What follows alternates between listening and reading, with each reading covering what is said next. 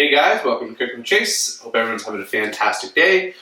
Today we're not making anything. We are going to be talking about kind of a little behind the scenes look on the show and some tips on how to set your kitchen up in an efficient way, how kind of we make these recipes in our tiny little, starter home kitchen.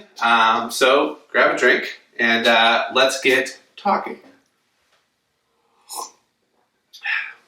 Okay, so this is, me and Tyler's first house, not her first house, but for mine. And, it's not our dream kitchen by any means, right?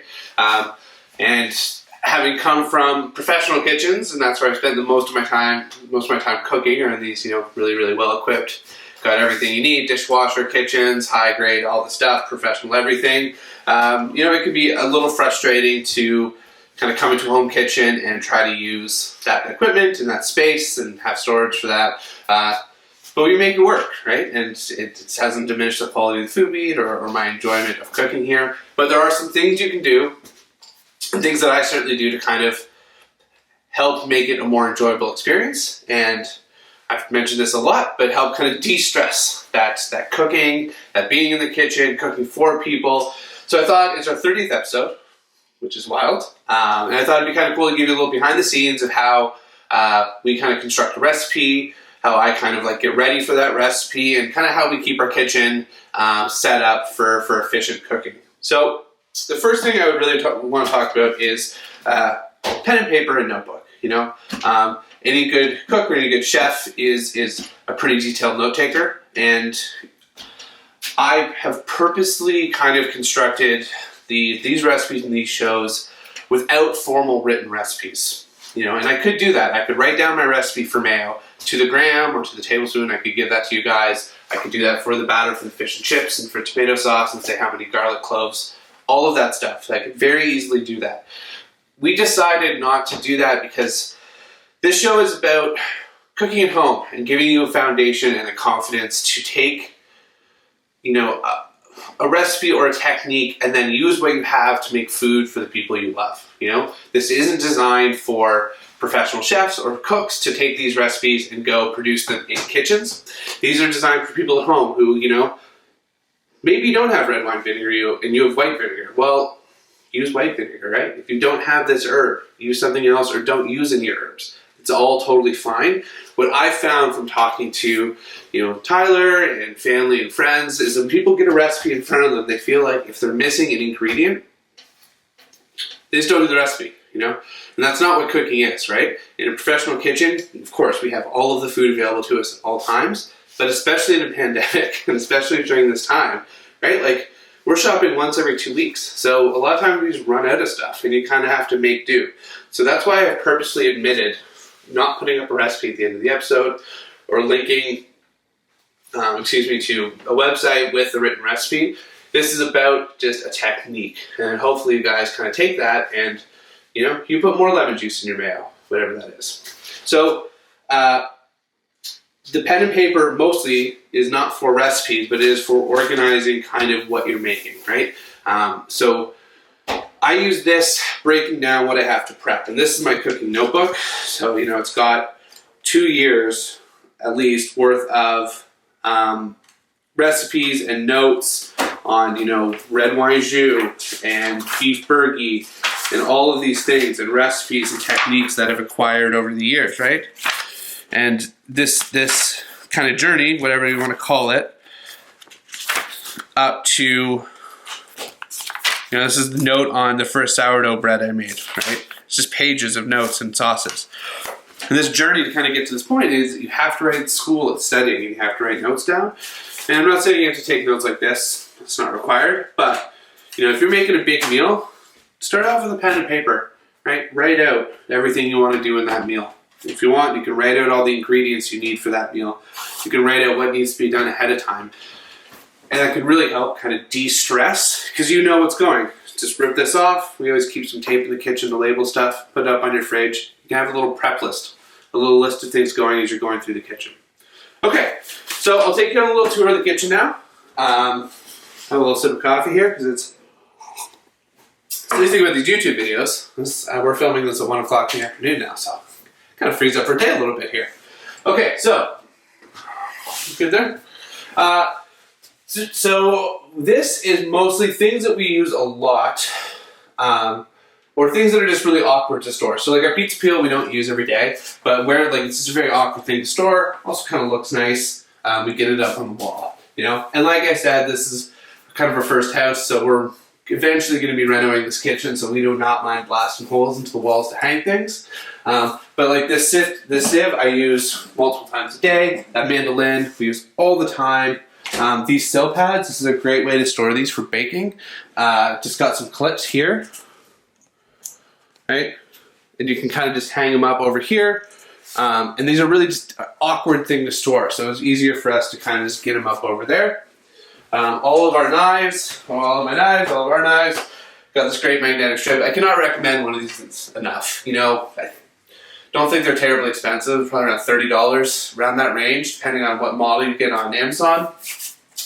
It protects your blades. It makes them really easy to grab and really safe, right? Because you're not reaching into a drawer of really sharp knives. And also the blades aren't banging against each other and getting dull. So it's really easy just to keep all your knives up here.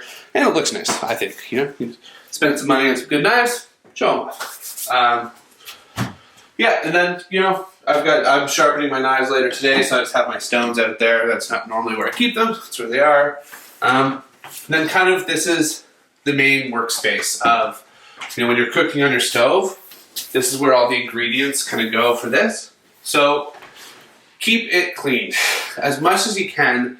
Take off any appliances, anything you don't need to cook with should not be in this area, right? And this is something I took from working in the kitchens. If you go into a good kitchen, a chef's station is the bare minimum of what they need to cook for that service, right? So what I keep up here, and you guys see me a lot, is a spoon well. So these are just some spoons that I picked up from Value Village or Goodwill. Like, they're just used old large spoons, and they're nice for stirring, tasting, for plating, right? But I don't use them as spoons for serving people. They're not part of our kind of flatware service. That's what you call it, flatware service. I also have a couple smaller spoons that are basically just for tasting. Offset spatula I really like. This is great for kind of flipping small stuff, giving things a little stir. You can use it to scrape the edges of a sauce pot, you know. Also, if you're kind of doing like fancy schmears on a plate, so I'm not saying you will be, but this is just a kind of a great tool to have on hand. Then you guys see me kind of tweeze every once in a while, usually on Fridays. Awesome. But, you know, even if you're not doing really weird, intricate plating of radishes and onions and herbs and all that, these are great just for like moving things around, you know, grabbing a piece of pasta from the pot to taste it, testing the doneness of things because they're a thin prong. So like if you want to see if the potato's cooked all the way, we use that a lot in the kitchen to poke the potato, see if the flesh is fully softened. You don't need them, but they're not a bad tool to have around. We always keep butter dish softened. Let's see if there's any butter in here. Hey, a little bit of butter. Softened butter on the counter for like making spreading is critical, so we always keep that. And then these two things here. So I'll bring them over here. Talk to them. Move my notebooks. Okay, so salt you should always be grabbing with your hands. You will learn your muscle memory in your hands is an extraordinary thing, right? As you cook longer, you'll slowly pick up what, you know, a 1-finger pinch versus a 2-finger pinch versus a 3-finger pinch becomes. And it depends on the salt you use, but that feel, right, that tactile feel of how much salt you're putting into a dish will develop over time. And that's why I can't get the salt I normally use right now, so I'm actually using a different brand, and it's driving me crazy. So I've used the same brand of salt the entire time I've been in the kitchen. So I know very precisely when I'm grabbing a 3-finger pinch of salt, how much salt that is. You know, and it's different for everyone's hand. So you'll see guys online with their seasoning, whatever dish, you know, I'll maybe have two 2-finger pinches for that, and one guy, big old mitts, he'll have 1 3-finger pinch. And we'll have the exact same level of salt, right? Because we know to taste, but we have different amounts in our hands. but it's so accurate. It's crazy how consistent you can be once you've done it for a little while of grabbing salt with your hands. And then this, so get salt, basically I'm saying, get salt, put it in a bowl, keep it on your counter, start using your hands. If your hands aren't clean enough to grab salt to season your food, your hands aren't clean enough to cook. That's kind of my rule of thumb, right? Same thing with pepper. So this is just black pepper. I toast it in a pan, and then I ground it in my mortar and pestle. So this is freshly ground, toasted black pepper. If you're not toasting your black pepper, you're not a bad person, but you are missing out on a lot of flavor of what the pepper is. And you don't need a mortar and pestle. You can grind it underneath like a cast iron or a steel pan on a cutting board. Just give it a little grindy there.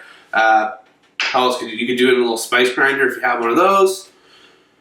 A whole bunch of things, but every week or so probably I just take a little small handful of peppercorns, toast them up nice, grind them up, keep them there so that they stay nice and fresh.